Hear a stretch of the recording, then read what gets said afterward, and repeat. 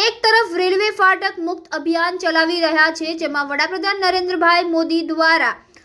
Virtual ખાતમુહૂર્ત કરવામાં આવ્યું હતું, જેમાં આણંદ અમીના મંઝિલ પાસેની રેલ ફાટક નંબર 260 ને બંધ કરી નજીકના ઘરનાડું બનાવવા માટે ખાતમુહૂર્ત કરવામાં આવ્યું હતું, પરંતુ આણંદ મનપા રેલવે સહકાર નથી આપતા ઘરનાળાનું કામ બંધ કરવામાં આવ્યું હતું। ગત વર્ષે વડાપ્રધાન મોદીના હસ્તે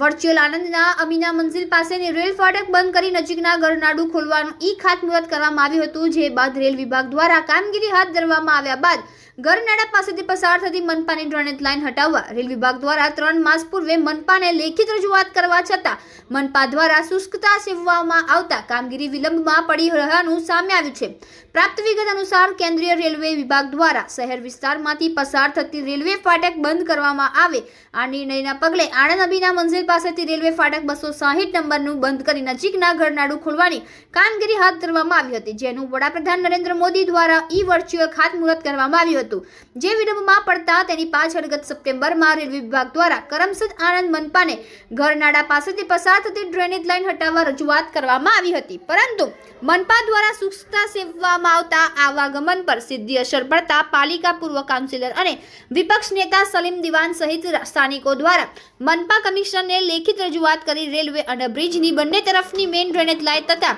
મેઇન હોલ ચેમ્બર ખસેડવાની કામગીરી ત્વરિત હાથ ધરવામાં આવે, જેના કારણે ઘરનાળાની કામગીરી પૂર્ણ થાય અને આવાગમનની સરળતા ઊભી થાય તેવા આશયથી માંગ કરવામાં આવી હોવાનું જાણવા મળેલ છે।